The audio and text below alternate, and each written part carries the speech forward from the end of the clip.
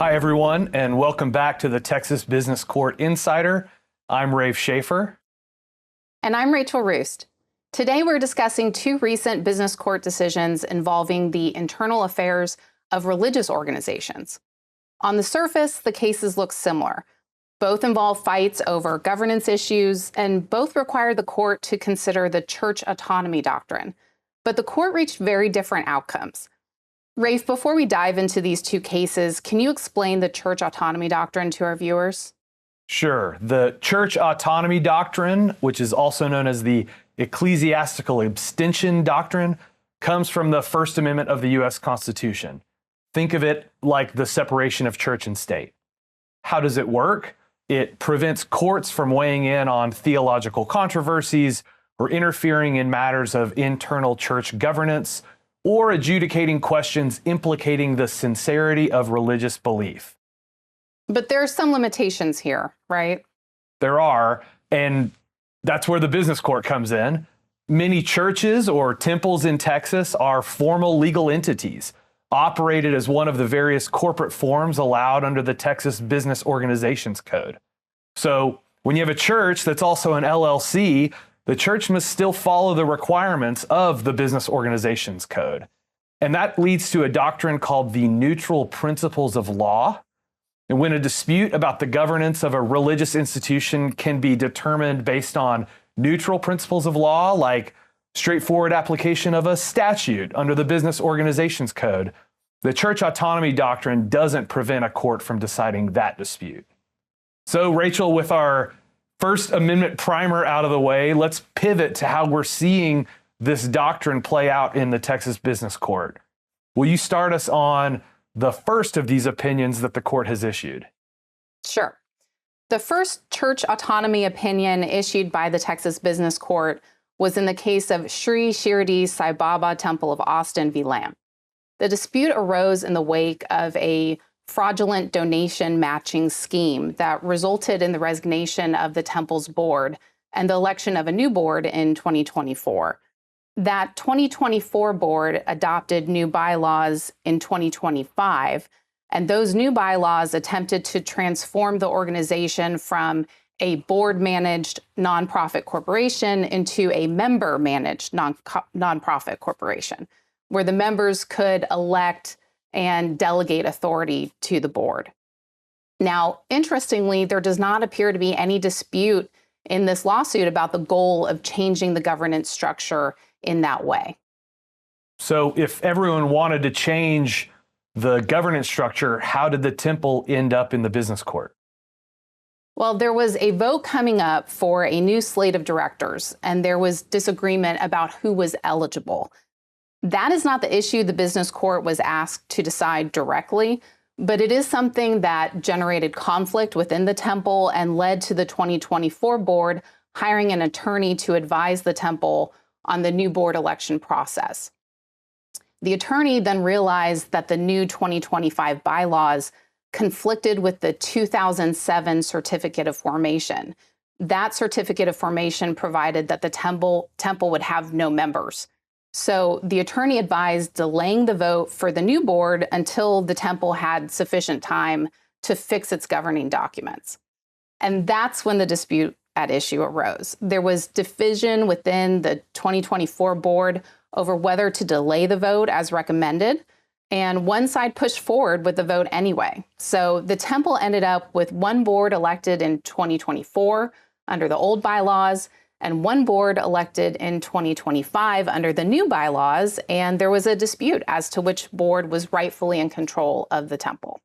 So to resolve that dispute, some directors on the 2025 board brought in action for declaratory judgment, seeking to have the court confirm the validity of the 2025 bylaws under which they were elected. Got it. So when you focus in on the key issue, this is really a fight about process and formalities. It doesn't have anything to do with religious ideologies. That's exactly right. This was a fight about the effectiveness of corporate paperwork. Well, how does the church autonomy doctrine come into play in the Temple of Austin case? Well, the plaintiffs argued that the temple had a congregational structure governed by majority vote, and that the church autonomy doctrine required the court to essentially defer to the will of the congregants and declare the 2025 bylaws valid. But the court rejected that argument, pointing out several inconsistencies in the plaintiffs' arguments. But most importantly, the court held that this was a non-ecclesiastical issue of corporate governance, and that this issue could be decided by neutral principles of law, as you mentioned earlier. At the end of the day, the court held the bylaws could not independently convert the temple into a member-managed entity, contrary to its articles of incorporation. But the court also noted that the issue could easily be remedied by filing an amended certificate of formation. Overall, I think this case presents a good illustration of how the court analyzes the church autonomy doctrine, but the court was presented with a relatively simple issue here. So, Rafe, are you ready to make this more complicated? I know the Second Baptist opinion dealt with more causes of action and substantive allegations. That's true, Rachel. So I guess we'll go hard mode, and we'll talk about Jeremiah Council Corporation versus Young. And there's lots of interesting stuff going on in this case and this opinion. Here's a background of the dispute. The Second Baptist Church held a congregational meeting in May of 2023 where it amended both its articles of incorporation and its bylaws. That ends up being super important, the fact that both the articles and the bylaws were amended. Those amendments dramatically changed the church's governance structure. It moved the election of pastors and leadership from being determined by a vote of the congregation to being determined by a vote of a ministry leadership team. For Second, that congregation is almost 100,000 members, 94,000 members mentioned in the opinion. The ministry leadership team was a group of just a handful of individuals. Interestingly, the lawsuit was brought by the plaintiff, which was Jeremiah Council Corporation. That corporation is a nonprofit corporation founded by current and former members of Second Baptist Church, apparently for the sole purpose of bringing the lawsuit. So that in and of itself also implicated questions of standing, because corporations don't go to church, people do. Okay, so let's unpack this a bit. In the JCC's view, I'll call it the JCC for short, what was the problem here? So the JCC alleged that the members, the congregation, were misled about the nature of the May 2023 vote. The changes the JCC alleged were about consolidating control of the church in then Pastor Ed Young and his family, rather than protecting its ability to operate as a biblical church, which is how the vote was portrayed to the church. So the JCC sued for fraud, alleging the vote was disclosed in an intentionally misleading way. The JCC also alleged that corporate formalities were not followed as part of the vote, which it contended invalidated the amendments themselves. Did the JCC have other disagreements with the church beyond these structural changes? It did. It kind of threw the kitchen sink into the petition. It alleged that once the new governance structure was in place, then Senior Pastor Ed Young used that new ministry leadership team to select his son, Ben Young, to become senior pastor, and that Ben Young then filled the ministry leadership team with friends and family. The JCC also alleged the ministry leadership team improperly transferred ownership of Second Baptist's multimedia platform to Ed Young. So the JCC brought derivative claims against various leaders of the church and the church, alleging breach of fiduciary duty, conversion of church assets. It also sued some of the individual defendants, including one who was an attorney, alleging they breached fiduciary duties by failing to disclose the new bylaws which strip the congregational members of their voting rights.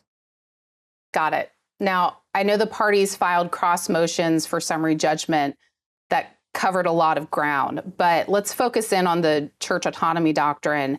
How did the court apply that doctrine here?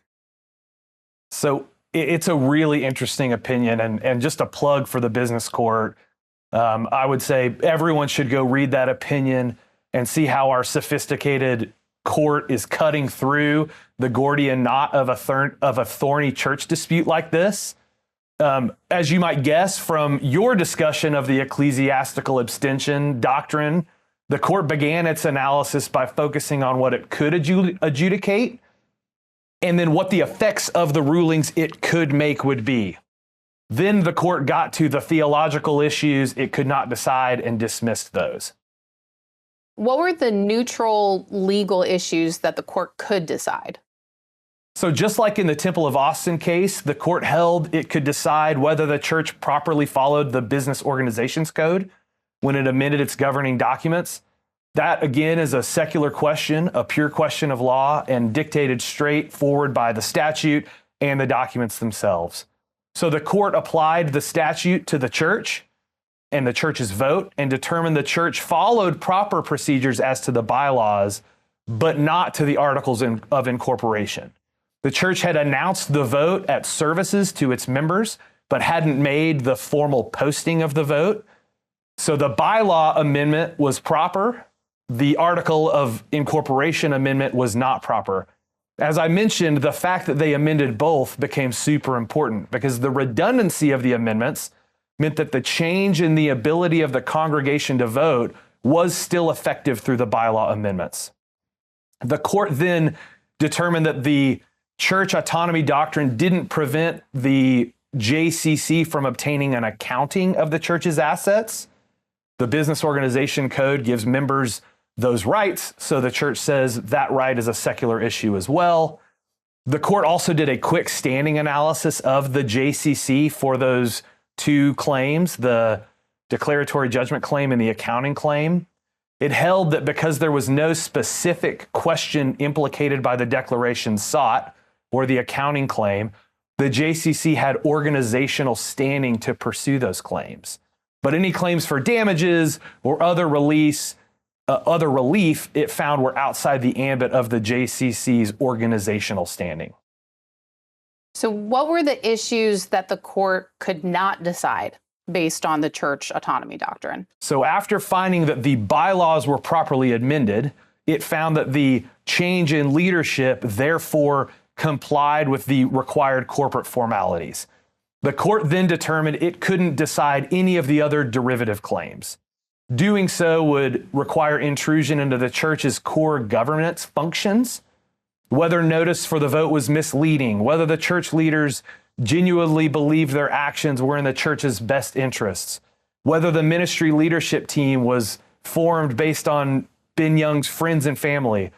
All of those claims would have required the court to evaluate the sincerity of those beliefs and those statements and how they interplayed with the church's professed desire to continue operating as a biblical church.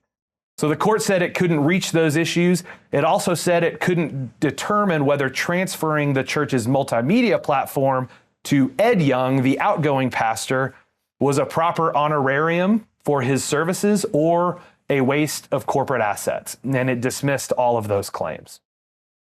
Well, I find that case really interesting, Rafe, because the court had to sort the legal issues between what is a corporate governance issue and what is an ecclesiastical issue in a way that the court did not find necessary based on the facts presented in Sri Shirdi Sai Baba Temple of Austin v. Lamb. I think these cases showed that when straightforward application of the Texas Business Organizations Code or the language of an organization's governing documents supplied the answer, the church autonomy doctrine is not implicated. But when the court would be required to delve into the theological or policy decisions of a religious institution's leadership, then the church autonomy doctrine may come into play and deprive the court of jurisdiction. Well said, Rachel. And I think if you'd asked either of us 2 years ago when the court launched, whether we thought we'd be talking about church decisions and the ecclesiastical abstention doctrine, we probably wouldn't have guessed that, but that's just one of the many interesting things that is coming out of the Texas Business Court these days. So let's wrap up. Thank you for all of you who have watched. We'd like to remind you to like and subscribe so you don't miss our future episodes. And be sure to visit the Texas Business Court Insider Hub for additional videos, case summaries, and analysis. See you next time.